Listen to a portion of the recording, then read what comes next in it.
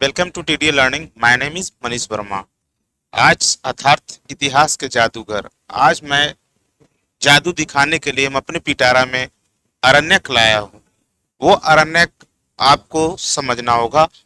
वो अरण्यक वैदिक काल के उत्तर वैदिक काल के अंतर्गत ये अरण्यक आता है, जो ऋग्वेद का ब्राह्मण होता है, उपनिषद होता है और वही अरण्यक भी होता है।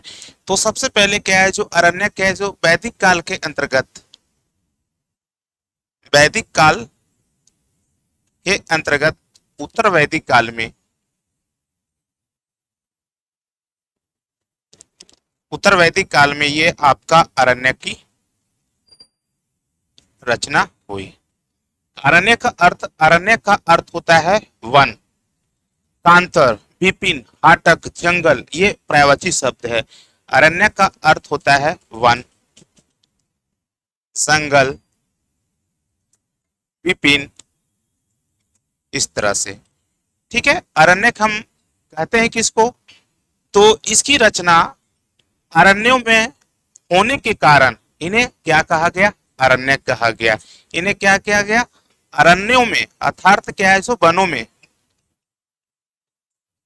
वनों में रचना होने के कारण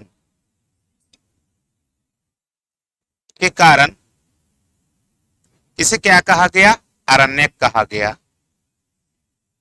इसे क्या कहा गया, अरण्यक कहा गया। जो पहले अरण्यक की संख्या कितना था, 1130। जो वर्तमान में अरण्यक की संख्या, प्रमाणिक अरण्यक की संख्या कितना है, 7। तो यानी प्रारंभ यानी शुरुआत में कितना अरण्यक है, तो 1130 था। लेकिन क्या है, जो वर्तमान में प्रमाणिक अरण्यक अरण्यक है जो 7 है। ठीक है। अरण्य का जो मेन विषय क्या है, कर्म योग और ज्ञान योग के सम्मिलित रूप का ये अरण्य कहलाता है। इसका जो मुख्य विषय है मेनली ज्ञान योग प्लस क्या है, जो कर्म योग के सम्मिलित रूप पर आधारित है। लेकिन इसके अलावा भी और भी इसमें वर्णन मिलता है, आत्मा, परमात्मा, ज्ञान, कर्म, उपासना का ये समन्वय मिलता है अरण्य में। ठीक है। उसको भी हम आपको दिखा देते हैं। यानी आत्मा, परमात्मा, ये सब का वर्णन क्या है, जो अरण्य में यानी अर्थात अरण्यक में मिलता है। तो अरण्यक क्या है, जो सबसे प्राचीन ग्रंथ भारत का है, जो वेद है। वेद 4 होता है, ऋग्वेद, सामवेद, यजुर्वेद और अथर्ववेद। तो 3 वेद का अरण्यक होता है और चौथा वेद अथर्ववेद का अरण्यक नहीं होता है। तो तीनों वेद का क्या है, जो को ऋग्वेद के कितने अरण्यक है, 2 है ना। आपका हो गया यजुर्वेद के 3 अरण्यक है और सामवेद के 2 अरण्यक है। अथर्ववेद का कोई अरण्यक अर्थात कोई बेटा बेटी नहीं है। तो वो प्रमाणिक की, वो तीनों को मिलाकर प्रमाणिक कितना हो गया, 7 अरण्यक। वो 7 अरण्यक हम आपको दिखाते हैं। तो अरण्यक की संख्या जो वर्तमान में है आप तो 7 है। तो सबसे पहले देखा जाए वेद, है ना।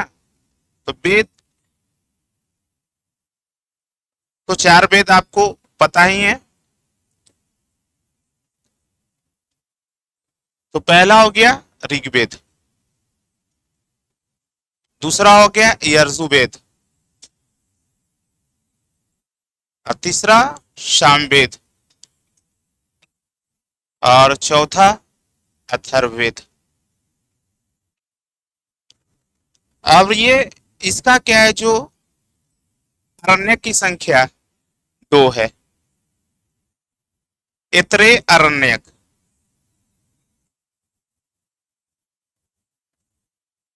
इतरे अरण्यक, या दूसरा क्या कहते हैं, संखायन या कौस्तकी अरण्यक इसको कहते हैं।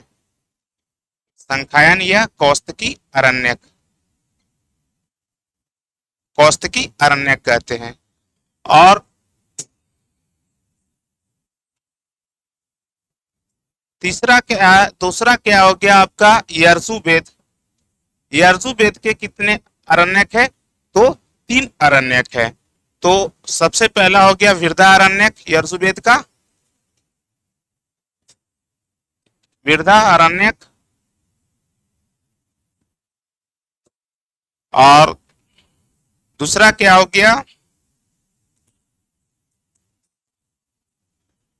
यजुर्वेद के 3 अरण्यक है।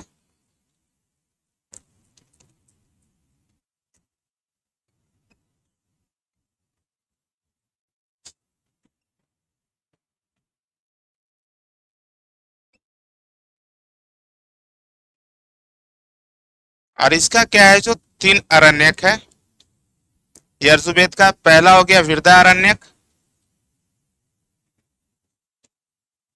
दूसरा क्या हो गया आपका मैत्रायणी अरण्यक,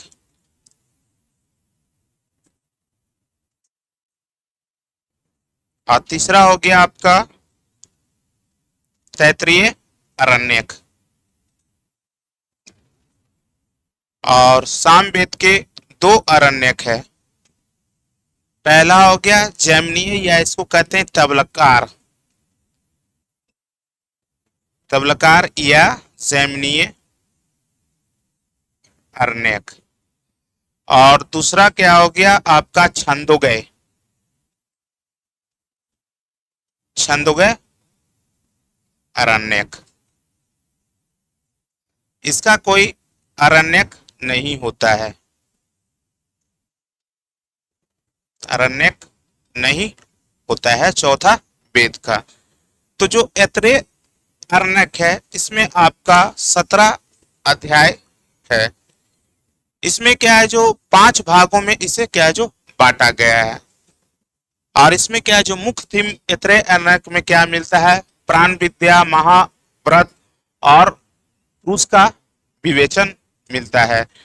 और शाक कौस्तुकी यानी का शाक या कौस्तुकी अरण्यक में इसका वर्णन मिलता है। इसमें आपका तृतीय और से लेकर षष्ठ अध्याय को हम क्या करते हैं?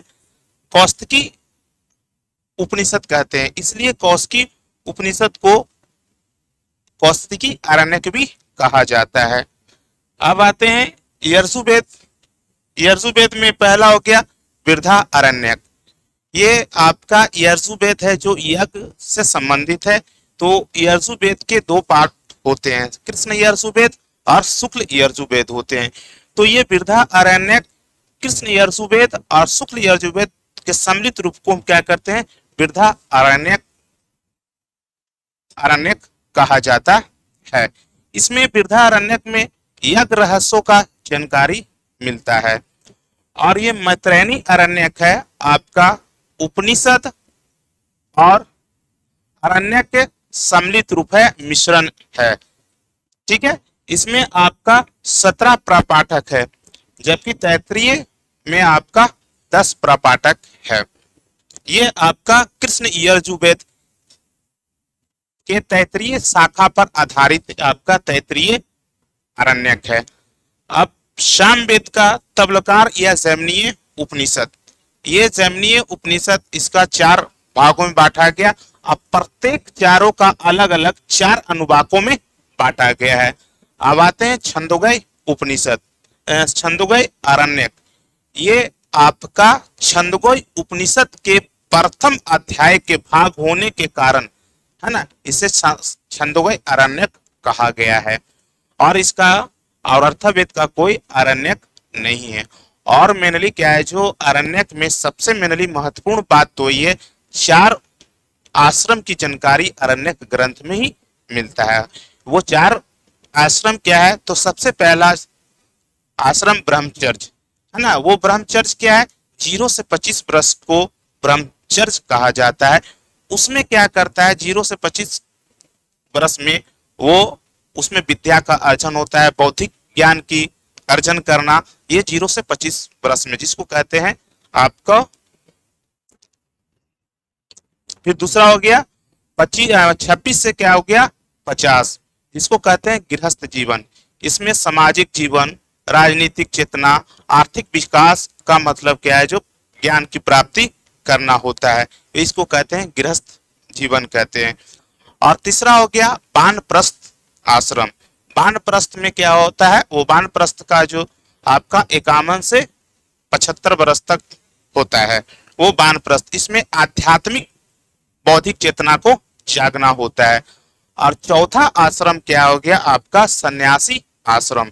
इसमें 76 से लेके 100 वर्ष तक अर्थात मृत्यु तक है। इसमें क्या है, मोक्ष की प्राप्ति होता है। ये बान इसी में क्या है, जो अरण्य ज्ञान में ही मिलता है, अरण्य ग्रंथ में ही जानकारी मिलती है। तो सबसे मेनली ये है।